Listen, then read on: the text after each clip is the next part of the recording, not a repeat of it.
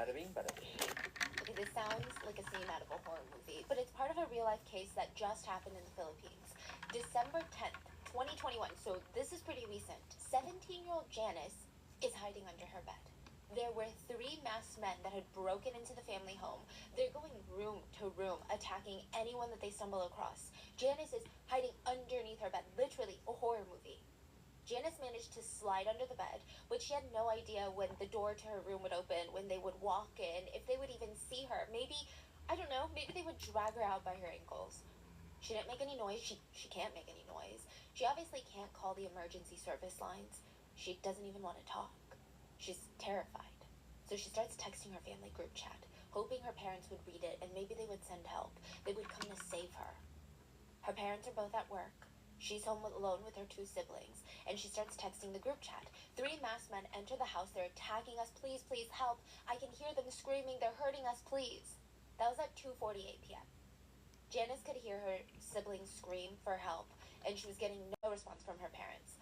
Maybe they didn't see it yet. They were at work, so she didn't know what else to do or who else to turn to. I mean, think about it. Like, how quickly do your friends respond to your texts? So instead, at 3 p.m., so just about 12 minutes later, Janice, as quietly and as quickly as her sweaty fingers allow her to, she posts on Facebook. Guys, help me, please. Someone broke into the house. Help, please. I don't want to die. I'm here inside a room hiding right now. Please, please help. And then she heard footsteps approaching her door, her bedroom door. She didn't know if it was a parent, a police officer, or maybe it was the 3 masked men. Her father would later come home to find 2 of his 3 children dead. Okay, My bad. The holidays are done. We thought so too, but then Verizon. Oh, just what gave happened us to my the ad best deal. blocker? 4 new iPhone 17s, all Ugh, on I us. hate Get ads. 4 iPhone 17s on us. No trade-in needed. And 4 lines for just $25 a line. Love that spirit, folks.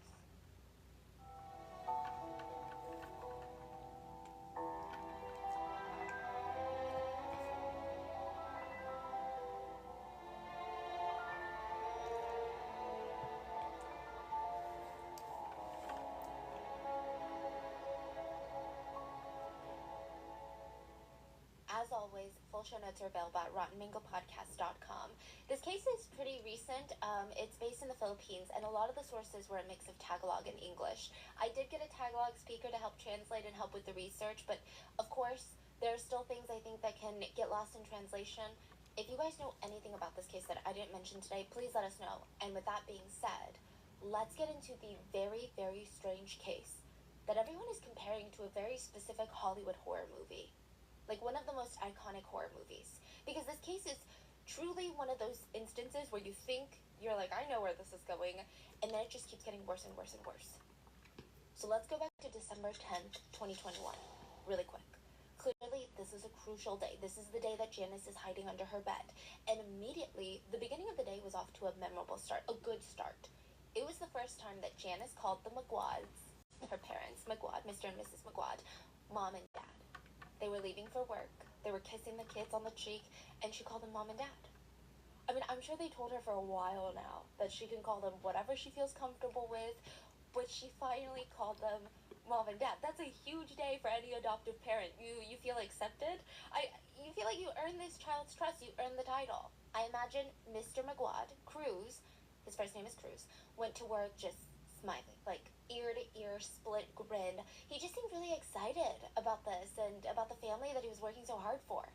So while he's at work, his coworker opens the door. He's a teacher, so opens the door to his classroom, pops his head in, and is like, don't freak out, Mr. Maguad. Don't panic, but your house has been ransacked. You need to go home now. Mr. Maguad panicked. He freaked out. He runs out of the office.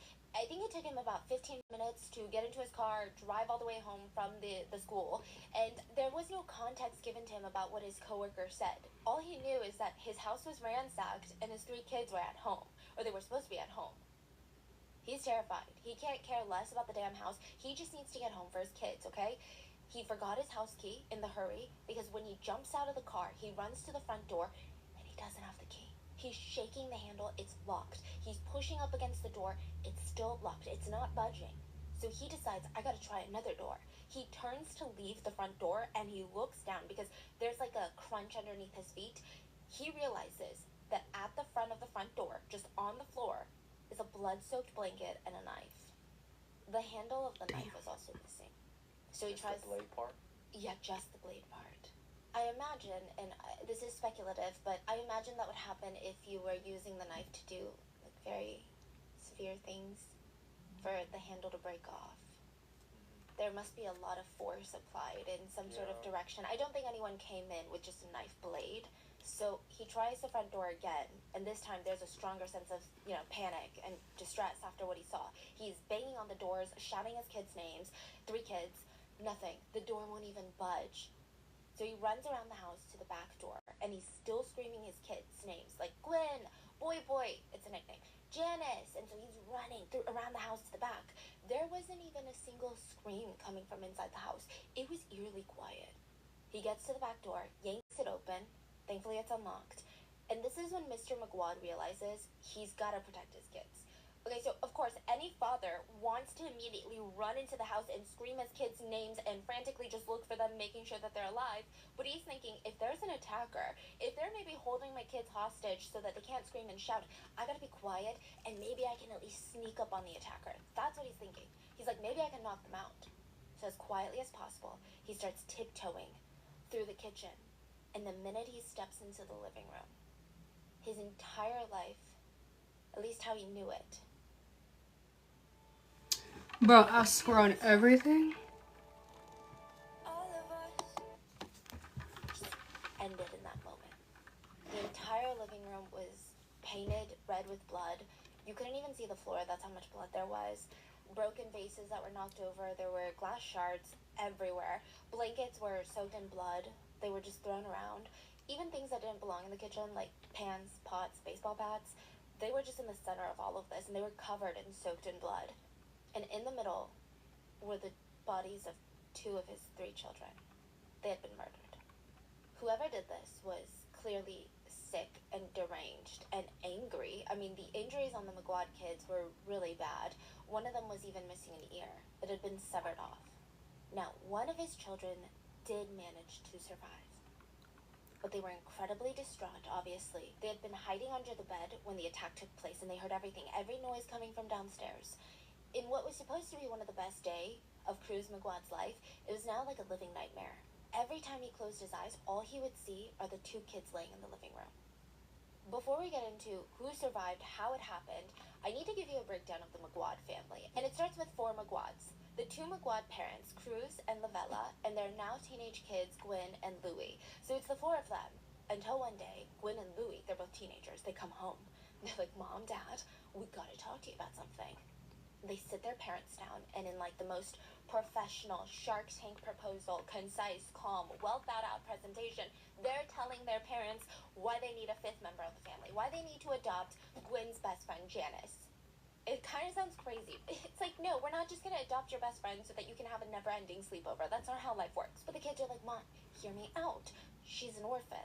She's been bouncing around from house to house. She is working as a live-in nanny right now, and she's never going to have a future like this. She hasn't even been able to go to school or study or have a childhood. She's constantly working, and then the minute that the family decides they don't need a nanny anymore, she's going to be out on the streets. She's 17. She was forced to grow up when she was like 5 years old. Please, please, please, can we just let her move into our house? And she said that she would cook and clean and do the laundry and all of this, and we don't even have to pay her. She just wants to feel safe. Please, please, please, please, please. Parents are like, okay, wow, this is really intense. Do you know how old they are? Yes, Louis the boy is 16 and Gwen just turned 18. Oh, okay. So they're all teenagers, yeah. Like teens, yeah. And the parents are like, I don't know, guys. We don't even have a spare room. The 16-year-old Louis, the boy, is like, well, I could just sleep on the couch. Like, I'll give up my room. Wow. I mean, a 16-year-old boy to give up his room, that's very, very selfless. He's like, come on, guys. Like, you always told us we have to help our friends in need. Like, come on, Mom, Dad. They're begging, and they're like, let us have a private conversation about this, because this is a lot. And the few points that they keep coming back to as adults are, Gwen's friend Janice was just a kid, just like their kids. She deserved the fighting chance at life. They had seen her around, and yeah, she looked miserable. Also in the Philippines, just like everywhere else in the world, when a young woman doesn't have the proper resources or support system, there's a very real risk that they might end up on the street.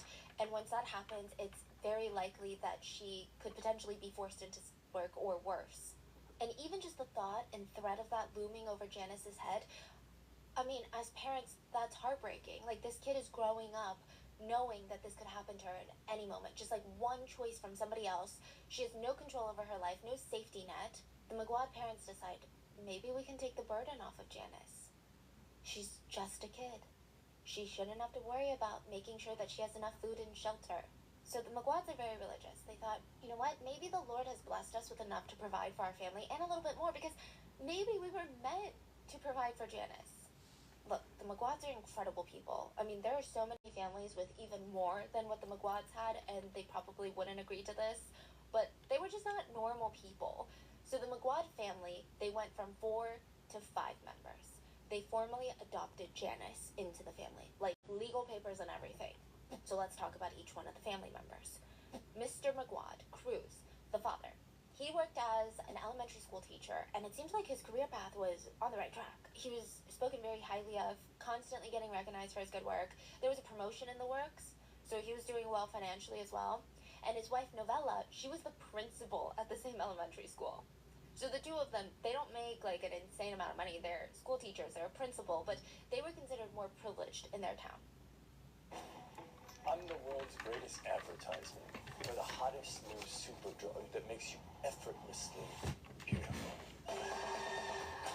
Oh, I would actually watch that. Looks interesting. They owned land, which is a huge deal. They're able to support their kids. They didn't have to choose between putting food on the table for the night or turning the lights on. A lot of families around them, unfortunately, had to make a choice between the two. Now, the two kids, Louis McGuad, nicknamed Boy Boy, he's the youngest. He's the 16-year-old. He's like the charismatic one in the family. He's calm, but he has this like energy when you meet him. You're already spilling your life secrets, like your deepest fears, what you want to become one day, and you're like, why did I just tell this random boy that I just met all my deepest fears in life? I think he was just very warm and comforting. People felt inclined to open up to him when they saw him. He also never judged anyone. In fact, he would find a way to relate to you so that you don't feel alone or weird. So he's 16 at this point, and he tells his parents, I'm going to continue working hard at school, and I'm going to grow up, and I'm going to be a lawyer. This is a huge commitment to make at 16 years old, but he was down for it. Okay, I don't know, just reading about Louis, he seems like the type that I would be very intrigued by. Like, he's very smart, but he's also very creative. He plays the guitar, he likes to read and draw. So that's Louis, the youngest of the family, Boy Boy. His older sister's name is Gwen, and she was really the studious one, like the super smart one. Like, Louis is smart, but Gwen is intense. For example, she was a Girl Scout as a kid. And you know how they have those, like, sashes that they wear? Her sash was filled with badges and pins. There wasn't even a single space left for an extra pin. She completed every level of the Girl Scouts program in her free time, basically for fun. And she's like, wow, I kind of need more challenge. So in high school, she enrolls for this pre-med prep school at the local university for high schoolers. She's like, I'm going to grow up and be a doctor. So I don't know what the McGuads did, but they raised their kids right. Like, one wants to be a lawyer, one wants to be a doctor, and they're both really upstanding, moral kids. She also volunteered in her free time. Okay, I swear, she's like a college acceptance administrator's dream candidate. And yeah, I probably want her to be my doctor, okay? She's really approachable. If you happen to be at a gathering of any sort, like a party, you're feeling extra shy, uncomfortable, you're like, I don't know, a single person here, I'm so nervous. She would sit with you and keep you company the whole time.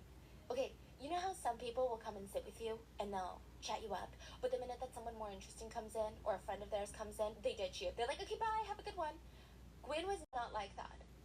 She would sit there until you were comfortable. She would be there with you the whole freaking time. That's how she meets Janice, her best friend, and now adopted sister. The McGuads are really well liked, and they're constantly being invited to these social gatherings. Now, one of their close family friends had a live-in nanny that would tag along to all these dinners and parties and just kind of run after the family's kids.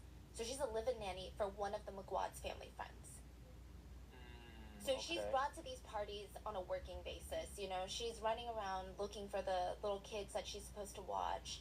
And there's a bunch of other teenagers there that are just teenagers, like Gwen and Louie. They're there because it's fun and it's a Saturday, but she's working.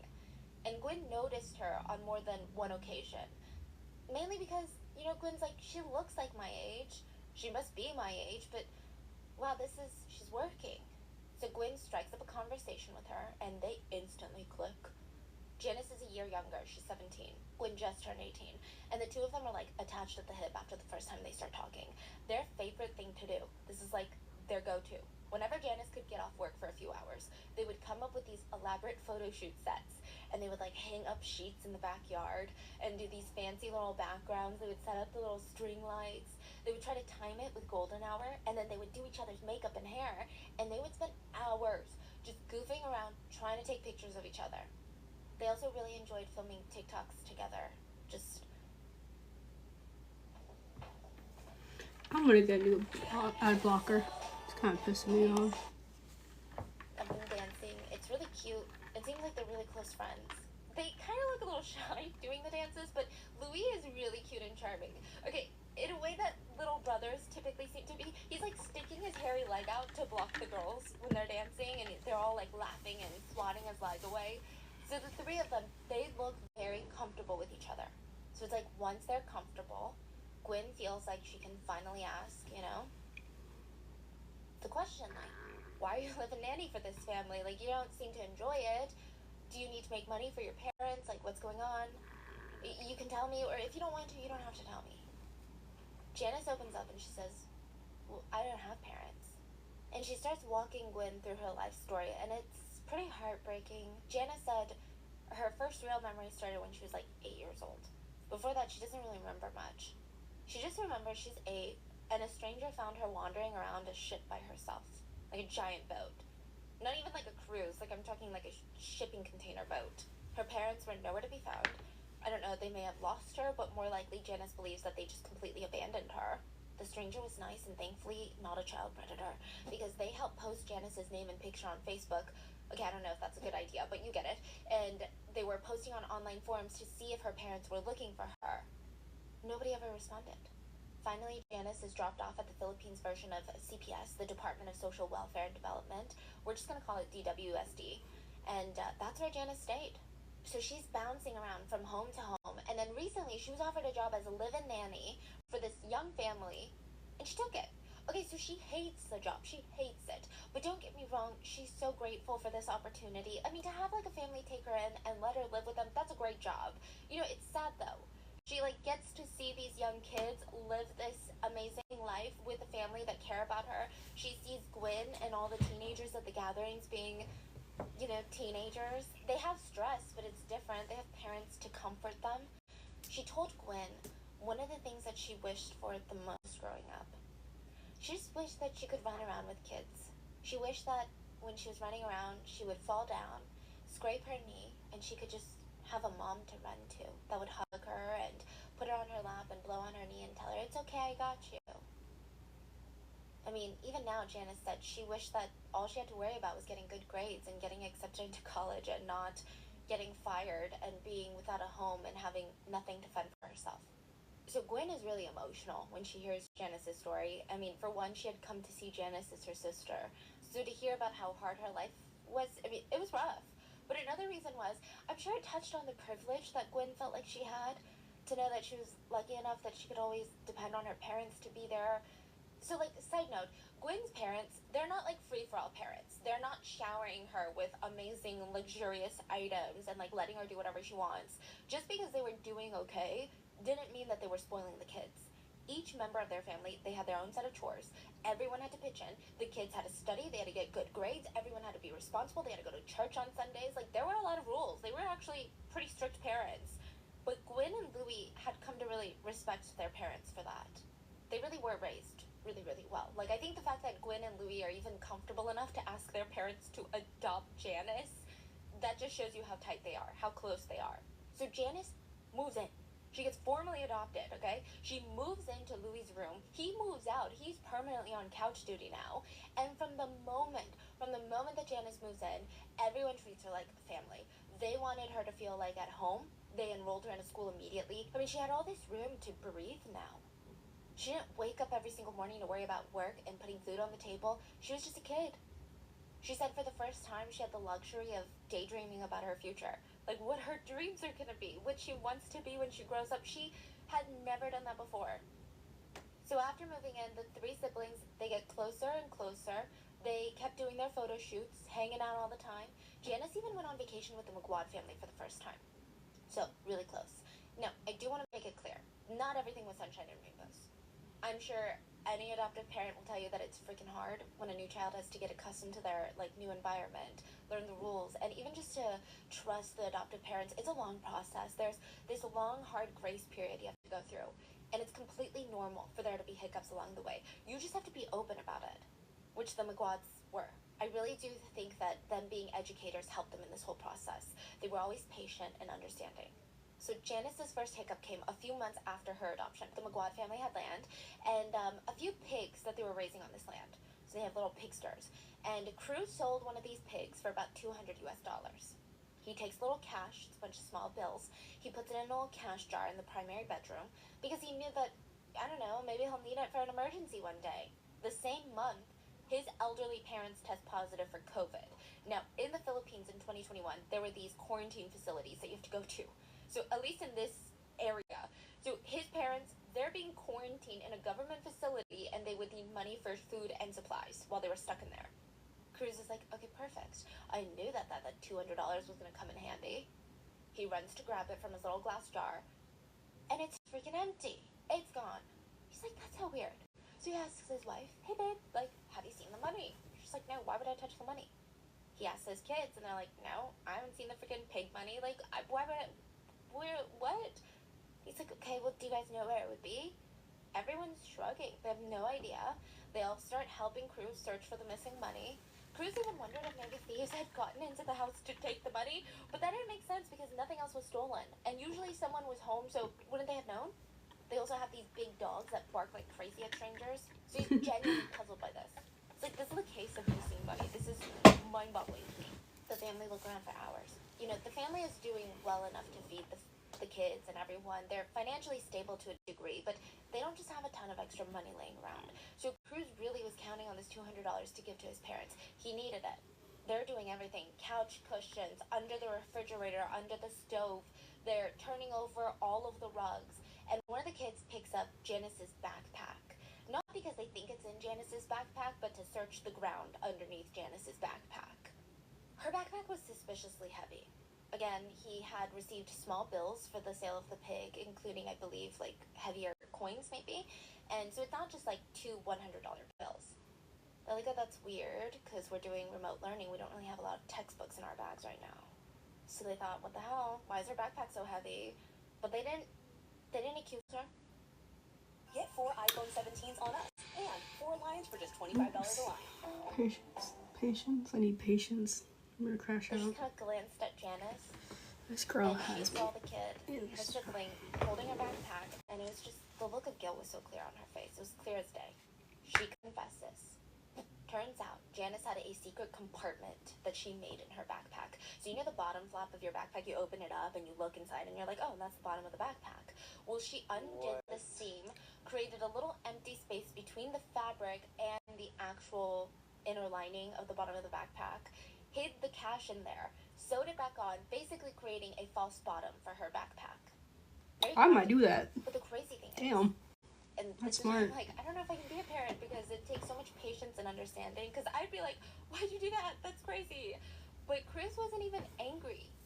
He was disappointed. He's human. And her new family, they all looked at her confused and disappointed. But Janice was breaking down. She's like, I'm so sorry. I don't even know why I did that. I know you probably hate me now. It's awful. I'm so sorry for stealing from you. Please, I totally get it. If you want to kick me out of the house, if you want me gone, I get it if you never trust me again. But please, I'm just so sorry. I really don't know why I did that. The McGuards were hurt, but they also kind of understood. So Janice had grown up with nothing. She didn't have the security that the McGuad kids had grown up with. And side note, stealing is actually very common in families with recent adoptees, especially with money and food. It comes from the child's scarcity mindset. So, think about it. If you never know where your next meal or money for your next meal or even shoes or socks is coming from, and now you're suddenly in a place with an abundance of food, of course you're gonna think, I should probably grab some more so I can save it for later when I inevitably need it again. There's no way you're just gonna take it for granted immediately and be like, this is my life now, unlimited food. These children truly believe this family's gonna let them go, they're gonna face scarcity again, and they need to stock up. I know it's messed up that she stole the money, but it's kind of heartbreaking when you think about the psychology of why an adopted child might steal from their new families. So yeah, the Damn, McGuads I'm are adopted. disappointed, but I they got my it. butt They whooped for doing understood. that. And it didn't matter to them because it's like when your kid makes a mistake, what do? They're still your kid. And Janice is their kid. That's how they thought about it. Janice is our daughter. Of course, we're not going to turn our backs on her because she did something wrong. She just needs guidance. So after this little hiccup, the family focuses on rebuilding that trust. And it wasn't this, Janice, you made us lose our trust in you, so earn it back. It was more so the McGuads trying to comfort Janice, to reaffirm in her belief that they're family now, and she never has to worry about food for as long as all of them live because she's family. After this incident, the family actually come out stronger than before, more bonded together. Gwen started tutoring Janice when everything went into remote learning. And December 10th of 2021, before the McGuad parents left for work, Janice turned to them and called them mom and dad. It was supposed to be a very, very, very good day. I keep forgetting this is a crime video. Janice, their adopted daughter, I'm not they thought crying. was legally categorized as an orphan, meaning without parents. Well, it turns out, Janice wasn't even an orphan. In fact, she was regularly communicating with her mom on Facebook. What? Wait, what? So what the hell is going on here? Back to the day of the murder, December 10th of 2021. Wait, then what I'm happened not at the sure how ship? Cruz's coworker knew that the family home had been ransacked. Maybe he saw Janice's Facebook post or someone he knew had seen it. But Cruz rushes home, finds two of his children dead in the living room. He tries to check if there was anything, a small pulse or anything, but there was nothing. It said Cruz dropped to the ground and he cried out. He's religious. He cried out, Lord, why did you have to take both of them? Why do I have to lose both of them? Why? And then he collects himself as best as he can because he's still a father. He has to look for his third child. So he's scrambling and he's praying that he wouldn't stumble across another dead body. And he calls her name out and finally he hears like the creaking of a door, like, you know, when you crack it open. Oh, use the And bathroom. he hears her voice and he screams, Janice! And he runs to her room and he's putting his hands on her head and shoulders and arms and he's frantically checking all over her to see if like she's hurt. She wasn't hurt, but she's dripping wet. And for a split second, he was panicked that it was blood. But it wasn't. It was water. We're gonna come back to this Is detail. clothing too? Her hair is like Oh. soaking wet in water. He made sure that she was okay, rushed them out, and he kept asking her, are you sure you're okay? Are you hurt? Why is your hair wet? Are you sure it's not blood? Are you bleeding anywhere? Janice is like hyperventilating. She's explaining 3 men came into the house. They attacked Gwen and Boy Boy. She had enough time to run into her room. She hid under the bed. She was so terrified. The screams were so loud. There were so many screams. She was so scared. She knew that she couldn't help her siblings and she didn't know what to do or how to even do it. And then finally it went silent. She didn't know what to do. She was so stressed. She was having a panic attack. So the only thing that she could think to do in the moment was take a bath. Take a bath? Yeah, okay, so this whole bath thing is interesting, but we're gonna come back to it, okay?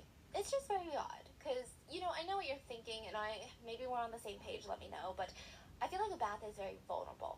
Like, when you're in a bath, you're naked and in a slippery, wet tub, Yeah. defenseless. It just feels like the last thing you want to do in a situation where your environment doesn't feel secure. But again, people grieve differently. They respond to shock differently. Maybe she was in a state of shock where even her brain wasn't registering because, you know, our brains like to protect ourselves. Yeah, I can't imagine like bath and shower. 'Cause even shower, like you close your eyes, you're Yeah. in the water, you can't hear things well. And then you got to get the towel. Like, Yeah. that's a horror And movie. the bath too. It's just not. Yeah, none of that makes sense. And then the water filling up the tub is really loud typically. And it takes a while and you're like, oh my god, I'm so nervous. So Cruz comforts her. And honestly, he stayed strong for her because 2 of his children are dead. He keeps it together so that she doesn't break down further. He felt like she had already been through enough. Mrs. Magard Lavella arrives at the scene just after the police, and she sees Janice standing there, soaking wet, crying. And she rushes up, she hugs her, and she's like, oh my god, thank god you're okay. Are you alright? What happened? Where are Gwen and Boy Boy? Why is it when I come back? I'm about to leave. Bro, what did I do? Mouse, work. Here we go. Okay. Ah! Sorry about that. Hold on. Let me go to my history. Oh, right here. Cruz was the one to tell his wife and the mother of his children that their 2 kids were dead. Mrs. Megard Lavella is an elementary school principal. She was very loved for being this soft-spoken person. When you're an elementary school principal, you have to be calm, collected. You have to know what to do in the event of a crisis. You have to know how to handle these things. Kids, parents, staff, literally everyone trusted her to know what to do in every situation. But in this situation, there's like no answer. There's no solution. And it's said that Mrs. Magwad completely broke down in every sense of the word. She was a broken woman and a broken mother. And I think Cruz, seeing his wife break down to the core like this, he had been holding it in for Janice. I think just seeing the devastation in his wife, he broke down. And so the 3 of them, they're outside the house crying in each other's arms, and the Magwad house was taped off as a crime scene. The police were really busy inside. They found like an abundance of evidence in the living room, just scattered everywhere. There were a few different things that could have been used as murder weapons. So there was this bloody baseball bat, a hammer, a few kitchen knives, including the one near the front door, pans, pots, shattered glass bottles, and they had to log all the evidence, take it all in, and they tried to match the weapons with the injuries on the siblings. Gwen had been stabbed to death, and it seemed very personal. And we know this through all the cases that we've covered over the years, but when a killer stabs a person in the face, it's typically incredibly personal. There is a level of hatred and cruelty, and oftentimes it can indicate that it comes from a place of jealousy. Like, that's typically when you see that extensive injuries on the face and her chest and abdomen, but a lot of wounds on her face, which you don't see necessarily in all stabbing cases. So the chest and the abdomen and sometimes the back, those are pretty common areas. Yeah, because face is not to kill, right? Face is just so personal. And again, to ruin someone's face, a lot of experts believe it stems from jealousy. So keep it in mind later. Gwen was stabbed multiple times, just face, chest, abdomen. She was missing an ear. She had wounds all over her arms and hands, indicating that she fought till her very last breath. Her hair was completely matted with dried blood. Louis' body was just as bad. The police counted 51 stab wounds on his body. Let me repeat that. 51 stab wounds on a 16-year-old's body. How can anyone ever hate a 16-year-old so much to stab them, I mean, even once, but 51 times? Like, it doesn't make sense. He was a good person. Their bodies were so badly damaged, the morgue workers had to physically sew the teenagers back together before their parents could hold a funeral. The investigators that were looking into the case, their initial working theory is that, okay, attackers came into the Magwad house, since, they're going off of Janice's statements as well as the evidence. Maybe the attackers, they were looking to target one of the better off families in the area. They most likely thought that the house was going to be empty, but they came across the 3 Magwad children and all hell broke loose. That was the running theory. That was the very initial theory. But when they're taking log of everything at the crime scene, just laying around in plain sight, there are so many objects of value. TVs, phones, laptops. I mean, if these are thieves that are willing to kill teenagers, innocent children, I feel like they would steal on their way out. And it's not like they were hearing police sirens on their way. So very quickly, the angle of burglary gone wrong, it was dropped. The next runner-up as a theory was a family dispute over land. So Lavella had siblings, and there have been reports prior that Lavella and her siblings had gotten into these fights over land. Maybe some of the siblings were jealous enough to hurt the Magwads? Maybe they thought that they could get the Magwads to hand over some land if their children were now dead? But the evidence wasn't adding up with that either. I'm sure the police checked the alibis and the motives because in the end they ruled that theory out too. So now they're out of options. The family, the public, they all want answers. I mean, this is terrifying to every single family in the area. Did they not question Janice? Children are involved. It's a huge deal. And, like, don't even get me started on what's going on in the US. But, when even children aren't safe, you feel like, what is wrong with society? Like, we need to do something drastic now. People are demanding answers and change. Like, they're in their homes. So the police, they form a special investigations unit focused on this crime, and the mayor puts up a reward for $5,000 for anyone with information that would lead to the arrest of the attackers. Meanwhile, the police go back to the crime scene. They're like, we gotta search through everything again. This is how we're gonna break this case wide open. They bring in forensics teams. They're combing through the place. And I'm not sure why they didn't follow up with some of these leads to begin with, but they finally decide. We gotta search the perimeter of the house. Not just inside the house, not just the living room, but like outside. And it's not just the backyard. They're going a little bit further than that. They're expanding their search scope. And that's when they come across this irrigation creek near the McGuad house. So it's like a small pond. And I guess since they weren't looking for a body or even a murder weapon, they just didn't think to search it until later.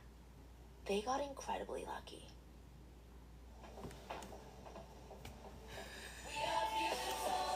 Congratulations. I do not have money for Ulta. I just want to watch a video. It felt like someone had tried to throw it down the creek and they assumed the water would carry it out, but the plastic bag got caught on a tree branch. So it's just stuck, swaying in the water. They drag it out and inside are bloody clothes. The killers, after the murder, had taken the time to change their clothes, put it in a little plastic baggie, tie it up, and throw it into the creek. Okay, now they're getting somewhere. So with this in mind, they're feeling a boost of confidence, okay? They start combing through. Why not put a rock in it, like a heavy rock in it? And they're searching for anything at all that That might would have seem worked. even remotely suspicious.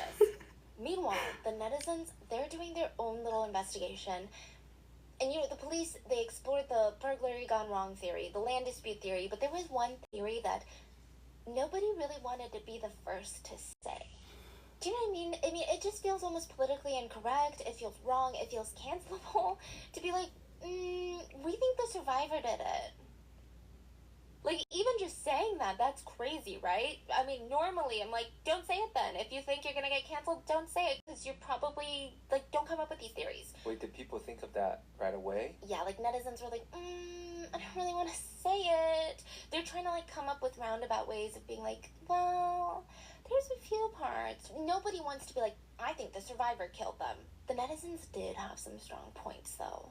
And normally I'm against these types of theories because more often than not, they're not true and it just ends up hurting the survivor even more. But I'm going to walk you through some of the biggest points of contention. Point 1, the freaking bath. The bath, okay? This was the weirdest part. This is the part in the case where immediately my little radars are going off. Like, it's very strange. When Cruz, the father, found her in her room after he found his 2 children murdered in the living room, he was just so happy that she was alive. He was so happy that she wasn't injured. But she's soaking wet. And she explains to him, once the screams of her siblings stopped, she took a bath because she was so nervous. Again, what an oddly vulnerable position to put yourself in when there were just 3 homicidal attackers in your home. I think that's even enough. Did she call the cops? Being in a bath when intruders break in. You just don't feel safe and secured. That's why when you're, like, showering, you're trying to open your eyes, and you're like, I gotta keep looking. Even Cruz said, when I heard that, and when the shock of my kids passing wore off, I just couldn't stop thinking about that part. He didn't want to, but he couldn't help but wonder, like, why? Like, wouldn't a more natural reaction to be either run to your siblings' bodies, keep hiding under the bed until someone found you, or maybe even run out of the house? Like, literally, yeah, run out the house. Ask for help. Damn. Way initially, that she took a shower to get all the blood off of her after she stabbed her siblings. And again, Louis was stabbed 51 times. That's just on his body. That's not including the injuries on Gwen's. Another point of contention was the fact that Janice didn't come downstairs when she heard Cruz yelling their names. The house isn't massive, and from where her bedroom was, I mean, she could hear him banging on the front door, screaming the kids' names, running around to the back of the house. She didn't even scream back. She didn't alert him that she was in the house. Nothing. She stayed hidden, and she didn't come out until she heard him come across his children's bodies in the living room. But there's bigger points to be made. The third point is the room that Janice hid in was ransacked. She said the attackers entered the room and they just didn't see her hiding under the bed, and they ransacked her entire room. I don't know. It's just kind of weird. And the house really isn't that big, so if she ran away when the attackers were already inside the house, wouldn't at least one of the 3 attackers had seen her run to her room? And one of the first places you would check is underneath the bed. So they just go into her room, ransack the room, and think, you know what? I'm sure she's not going to tell anyone what happened. It's weird. Also, she stated that she locked herself in the room and then hid under the bed. If the door was locked from the inside, how did the room get turned inside out? There were also droplets of blood that were inside of her room. And so she's arguing, yeah, because the attackers came into the room and ransacked the place, of course there's going to be droplets of blood because they were probably covered in blood, because look at how graphic the crime scene is. But it just wasn't making any sense. Then the last point of contention was Janice sent the message to her family group chat at 2:48 p.m., remember? After the autopsy, police discovered that the McGuad siblings' time of death was closer to 2 p.m. So what happened during those 50 minutes? This next one is a bit more speculative, but I'm still going to go over it. A lot of netizens were wondering how she was able to post a Facebook post spelled 100% correctly and including emojis. So the Facebook post begging for help because there were intruders in the house, that post included emojis. Just kind of strange. And on top of that, just a few minutes after posting on Facebook, she changed the last name to her profile to P-E-E. Get 4 iPhone 17s on us and 4 lines for just $25 a line. We don't know what P is. Her birth last name is Sibyl, and her adoptive last name is McGuad. I don't know what Janice P is. Wait, after she made a post, she changed her last name? Yeah, so you're telling me you're hiding under the bed and there's 3 knife-wielding attackers downstairs murdering your siblings, and you're like, I need to update my Facebook name, like right now. I wonder, okay, this is, again, speculation time, but maybe in her 17-year-old mind, she thought that if her name wasn't Janice McGuad, the police couldn't find her profile. So, like, I think maybe she thinks the police are gonna go and be like, oh, you know what, let me just investigate this whole family, and, okay, Janice McGuad types it in Facebook, there's no Janice McGuad. Was it Janice McGuad Yes, before? yeah. Oh, okay. She's trying to hide her name. I mean, that's all they can think of in a 17-year-old's head. Because obviously they're gonna find you regardless. Yeah, okay. But I'm trying to think like a 17-year-old because it's so random. For now, these are just netizen theories and arguments. Meanwhile, the police would find droplets of blood in rooms of the house that just didn't make sense. Like the laundry room. There were droplets of blood there. But the laundry room shows no sign of struggle or anything. So the killers just like walked in there, spattered some blood around from their clothes, and then walked out. Now, the police believe that they do an exhaustive search of the house and the crime scene tape comes down. And the McGuads were allowed back into their home to clean and tidy up. And I guess figure out what they wanted to do with the place. Mrs. McGuad felt like a zombie in this house. So while the police were investigating, all she did was cry and grieve and scream and then crawl up in a ball and then wait for the wave of emotions to hit again. And now she's back in the house. She's like, I just want to stay busy so that these floodgates don't open. She starts tidying up the areas, and she starts with Janice's room. It's been ransacked. So this is Louis' old room. Mrs. McGuad starts going through and cleaning up, and she stumbles across an ID. She's never seen this ID before. It doesn't belong to her children. She rushes to hand it over to the police, and since the ID belonged to a 17-year-old male, his name has not been identified to the press, but he's often referred to as Marlon, which is a pseudonym. Lavella did not know Marlon. She had never seen Marlon before in her entire life, so why is his ID in her house? Her neighbors had seen him before, though. The day of the murders, a few eyewitnesses came forward to say that they saw Marlon heading towards the McGuad residence. And it wasn't just neighbors. A store owner that was asked said Marlon came in and asked him which house belonged to the McGuads. A motorcycle driver said that he even drove Marlon to the McGuad house that day. What? So the police, they finally have their first big lead. And since Marlon's ID was found in Janice's room, they bring her in and they start questioning her. And when I say questioning, I mean that in the lightest sense possible. They're not interrogating her. They're just like, hey, we found this ID in your room. Do you recognize it? Like, do you know who this person is? Wait, are they suspecting her at this No. point? Oh, okay. They're just like, oh, like, we found this in your room. Maybe it's Louise. Like, maybe Louis had a friend, but we just want to know if you know. Just simply asking questions. And she's like, yeah, I know that person. They're kind of taken aback. I don't think that was the answer that they were expecting. They're like, oh, you know this guy? Yeah, I know him. And she breaks down, and she says, I had something to do with the murders. In that interrogation room, in the presence of a lawyer, Janice admits that she and one other accomplice were the ones that murdered the McGuad siblings. Look, the admission itself was never released. All we know is that she admitted to it. But we don't know how active of a role she took. We don't know if she participated in the physical killing. I think most people suspect that she absolutely did, but we don't even know who her accomplice was, beyond the fact that everyone calls him Marlon. And that's not even like a nickname, that's just an online pseudonym for him. But is he caught though? Yeah, so her and the 17-year-old, they're both caught. We know that he's 17. He works for the church. He worked as the person that sets up the church hall before service begins. And that's really the extent of what we know about him. We don't even know how the two met, what kind of relationship that they had. Netizens suspect that they were dating, which normally that sounds like a good theory, right? But it's weird because Janice's Facebook, she had pictures with another guy that she would refer to as her boyfriend, and it's not Marlon, apparently. Speaking of Janice's boyfriend, the police were able to track him down. They questioned him, make sure that he's not involved somehow. He wasn't. But he did say something that struck me as really weird, really interesting. He said that he saw Janice's Facebook post that day of her freaking out that there were intruders in the house. He saw it. He called her. She actually picked up the phone. Wait, no! Yo, YouTube is a vibe killer. Ugh.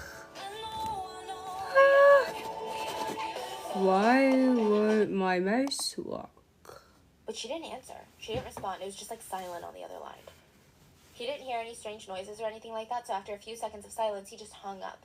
He assumed that nothing really bad was happening, like maybe she was being dramatic. Okay, so this was odd to me. It strikes me as so strange. Either this guy is a really boyfriend, the world's worst boyfriend, or maybe Janice has a history of making bizarre claims or being dramatic. Like, it's just really strange behavior. Yeah, but dramatic or not, Or check on the girl. Or anyone posts like that on social media, and you're just like, oh, well, it was silent when I called them. They're probably fine. Unless it's frequent? I don't know. The police immediately track down Marlon. They find out that he has a record. He was caught with illegal drugs not too long ago. And there wasn't even a chance to deny his connection with the McGuad murders because they found Gwen's phone in his bag when they arrested him. Now, this is where the case starts getting really, really strange. So at first, this was looking like a final girl situation, which, if you guys know the final girl trope, it's a trope in slasher movies, horror movies, where one final girl at the end survives and she either confronts the killer or she lives to tell the tale. So a lot of people thought that this was like a final girl situation, but it went from that to being compared to the movie Orphan. Do you know which one I'm talking about? What the heck is It's about Orphan? this husband and wife who adopt a 9-year-old girl after they lose their baby. But the 9-year-old turns out to be a 33-year-old woman who is just hell-bent on killing the Oh! Side note, I know the movie Orphan was very controversial. A lot of adoption groups hated the depiction of murderous adoptees, and I think that there was even speculations that it affected adoption numbers for like a year or two. I don't think I can really give input on that or anything involving adoption because I don't know, I guess I was always in the belief that adoption is really good, but then recently I was seeing TikToks of adoptees saying that they feel a lot of resentment towards adoption centers and groups and their adoptive parents, and I'm like, okay, I know nothing about this world to say anything, but this case has been compared to the real-life Orphan, and I just want to put a disclaimer. Just like any other case, there's bad people everywhere. Like, you're going to take a group of people, you're playing a numbers game. There's going to be an evil man, an evil woman, an evil adoptee, an evil religious leader, an evil politician. They're all kind of evil in that little area, but you know what I mean. So don't take this case or any case as like, oh, this is why I'm scared of these people or these situations. So anyway, people pointed out the similarities between this case and the movie. Both girls were adopted by a family that was kind-hearted, financially stable. Both girls disguised their hatred and jealousy with like this super fake, sweet facade. But the similarities kind of end there. Janice is not an adult. Janice was a minor when she committed those crimes. So she was a child who killed 2 other children, just so that she could be the only child left. Is that it? That's it? That's the theory. We're gonna get to it. So, I mean, again, I do see why people keep comparing the two cases. It's human nature to draw these connections, but I will say, unlike the movie, Gwen and Louis were very real. Like, these are real people. So the McGuads thought Janice was a troubled orphan, looking for a chance at a better future, right? That's what they thought. But she wasn't even an orphan. Her parents weren't dead. They didn't abandon her. They weren't gone. In fact, she was still in contact with her mom at the point that she was adopted by the McGuads. Okay, Janice was born to a pretty rough environment, though. That much was true. Her parents, Michelle and Juanito, they didn't have much. Most of their meals growing up as a family consisted of just eating sweet potatoes, not even 3 times a day, like maybe once every 4 days just to feel full. Sometimes they would eat sweet potato leaves if they didn't have any more sweet potatoes left, or they would ask their neighbors and beg them for rice or eat almost rotten bananas. So Janice did not have a normal childhood. She was never carefree. Her dad was always getting drunk and upset that they didn't have money. And Janice was found on a boat in 2013. Now, it's hard to say if she was abandoned, like she claims, or if she left her family willingly. But she's found on the boat. She lies about not having parents. Maybe she was embarrassed. Maybe her parents were dead to her after everything that happened. I don't know. I think this part we can sympathize with, right? Like her childhood. And maybe even the fact that she lied to everyone about her parents abandoning her. In a way, maybe she did feel abandoned by them. Either way, it's speculated that she just wanted to be taken in by the McGuads. But all this trauma, all this hurt started resurfacing when she saw how loving the McGuad family was. She saw how they doted on Gwen and Louie, and they protected their kids and loved them and helped them grow into good people. And Gwen was beautiful, smart, kind, and it's suspected by netizens that Gwen was everything that Janice wanted to be. And so the more comfortable that Janice got with the privilege that the McGuad family could give her, the less content she was getting. The McGuads were loving, but they were strict. So when Janice was adopted, she got her own house duties and chores, just like Gwen and Louie had. And this isn't some, like, Cinderella situation where they're giving her all this work and they're like, you're the adopted kid, you better do it all. The McGuads were fair. The problem, though, was Janice was used to living by her own rules now. She just wanted all the positives of living with the McGuads. She didn't really care for the negative parts. She also saw how much the McGuad parents adored Gwen and Louie, and she didn't like that. But the crazy thing is, they gave Janice the same love. Like, from the minute that they adopted her, Janice was treated like a member of the family, to an extent where people around them thought that Janice was a cousin that they had taken in. But Janice was not content. She just wanted all of it. Mr. McGuad thinks that's the reason his children are dead. He said, based on her confession, she was jealous and envious, and she hated our daughter Gwen because of the love we showered her with. But Weren't the they netizens best didn't see it friends? because even Bro. if she saw all the love Gwen is getting, she also has love. Like, love is not a finite resource. How can someone be greedy enough for something like parental affection to kill their siblings? To add weight to the theory of this motive, remember how she called the McGuad parents mom and dad for the first time the morning of the murders? Mm-hmm. Now in hindsight, that could allude to her jealousy and her belief that she would soon be their only daughter. Yeah. Oh. And I think it's the feeling of maybe Janice felt like she could never compete with Gwen and Louie, because these are the birth kids, and so maybe she felt like the only way to truly be their daughter was to get rid of the birth kids. So Janice admitted to being involved in the murders, and the theory of why she did it is still being debated, but I feel like up until this point, even for the McGuads, it felt, okay, it doesn't feel excusable or even understandable, but from a psychological standpoint, it seemed, like, you know what I mean? It kind of made sense psychologically. Not in the sense that any murder makes sense. Like, all murders are senseless. But I guess psychologically speaking, everyone was like, I think I can connect the dots. I think I see where this is going. Everyone's like, oh, she's feeling this intense jealousy, never having loving parents. She wants all the love to herself. She's intensely jealous. This is the only way to not be in competition with the birth kids. She gets them out of the picture. That's what we thought. And then the police find text messages in her phone. They're in Tagalog, but they've been loosely translated to English. The identity of the person she's texting hasn't not been released, but we can kind of assume that it's Marlon. In the text, Janice says, there are 7 people I want to kill. I won't tell you who they are now because you might report me, but this is all I have left to do before I can finally get the freedom I want. He texted back, don't do it yet. Think about it first, then do it when you learn how to. They both laugh, and she texts him back, I think I can do it now. Tell me, do you think anyone would still take me or accept me if I ever do kill someone? Isn't there a saying that no matter how big your sins are, even if you killed someone, the Lord will still forgive you? You just have to ask for it, right? Helen, You have to work for that forgiveness too. You're crazy, Janice. But for me, it's okay because I have someone special who will still love and accept me even if I do end up killing someone. Janice says, I'm being serious. I want to be a Marine. Yeah, she wanted to be a Marine, okay? And he says, soldiers don't kill people who wouldn't kill them first. I just want to finally be happy and do what makes me happy. Same.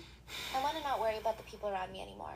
Janice gets upset and she says, whatever, if you don't want to do it with me, then I'll just find someone else who will. I just can't take my surroundings anymore. It's not healthy for me. Same. Haha. Don't you have anything better to say than just same? Anyway, can you imagine it? I think it'll be fun to kill someone. The other person asks again, who do you want to kill? Let's make a list. I don't want to tell you though yet, because you might report me to the authorities. I'm going to crash out. I'm so dead ass right now. Can I get my mouse to work? This is all while she was living with them? Yeah. So I don't really know if I believe in this whole, like, I wanted to be the only loved one. Not that that's even more excusable, but I feel like there's a financial motive, there's something. On December 16th, 6 days after the murders, both Janice and issues. Marlon were arrested. They weren't sent to jail because they're minors. They were both taken into basically like a juvenile facility.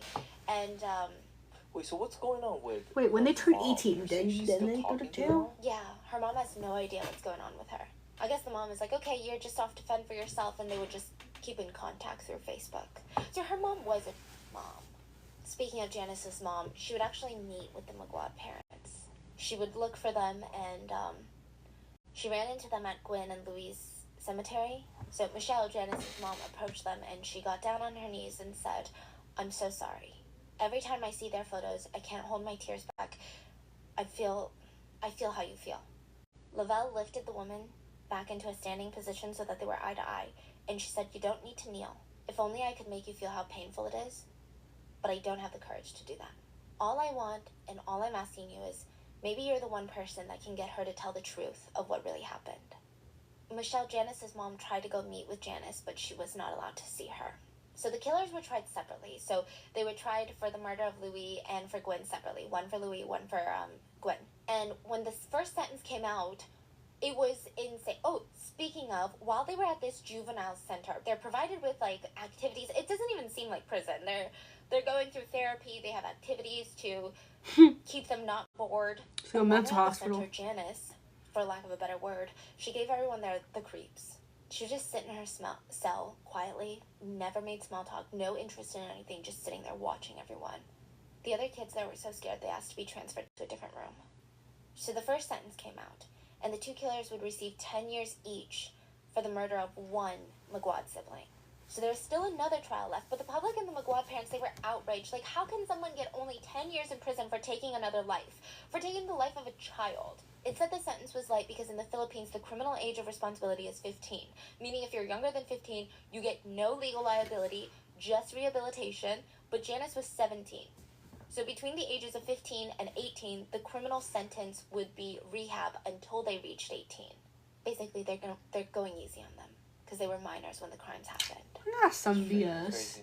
Yeah, the McGuad parents were not happy at all with this sentence. Neither was the public. Cruz and Lavella, they started giving media interviews, talking to officials. They went on national TV, and they just wanted to put pressure on the judicial system. Lavella admitted something really heartbreaking in these interviews. She said that because of her religion, she was actually willing to forgive Janice. She said she was trying to be understanding, and she felt like Janice, in her eyes, was a victim in her own life. You know, a victim of the system, a victim of circumstance, poverty, the lack of education. She said she wanted to forgive Janice. I mean, this woman is so strong. But then one day, Janice was taken into custody, and Lavella was there, and the two made eye contact. Janice was looking at the woman who gave her love and support and who treated her like her own children. She looked at the parents of her two victims, and her face was completely blank. No remorse, no guilt, not even anger or sadness or confusion, just cold indifference. And that was when Lavella changed her mind. She said, "We were so proud when we adopted Janice, because we thought God was using us to help this young girl. It was a blessing, but then this is what we get." Then she turned and she addressed Janice through the screen and she said, "Is this how you repay us after all we did for you? Does Gwen deserve this after convincing us to take you in?" After seeing how little Janice cared about killing Gwen and Louis, Lavella no longer wanted to forgive Janice. There was a lot of outrage sparked because of this case. You know, one of the arguments was recently the age had been raised from, the age of criminal responsibility had been raised from 13 to 15 in the Philippines. So a lot of people were debating that. People were debating the fact that Janice was taken into basically CPS in the Philippines and they didn't do anything. So they said that Janice was produced as a killer by the system. Like, they should have been able to support her in a way that she didn't have to kill someone, that she didn't have to end up in this situation. And another thing is, they were just kind of confused. If Janice had a mom, CPS didn't know that, and they legally let the McGuads adopt her? Like, that's crazy. So finally the day comes. Janice and Marlon received the second sentence, and for the murder of the second McGuad sibling, both of them would receive 22 years in jail. So with this sentence and the last one combined, the killers would spend about 32 years in prison, no chance of parole. And the sentence isn't huge compared to other cases we've covered, and the McGuads weren't satisfied with the final verdict. Their children were dead, but the killers would be able to walk out of prison in their 50s. They would have half their life left to live. half a life that the McGuad siblings would never get to have. The McGuad parents, they went to therapy and they are in their healing process. They've opened up a restaurant in remembrance of Gwen and Louis. They opened their doors August of 2022. They painted the walls like this beautiful red and yellow color, and they named it Casa M&M. They serve rice dishes and even offer like a dessert bar. So now everyone that eats at this restaurant, they have a chance to experience just the love and the warmth and the compassionate nature of the McGuads. And despite all the hurt, the McGuad parents seem to be doing as best as they can be. I think they're finding a lot of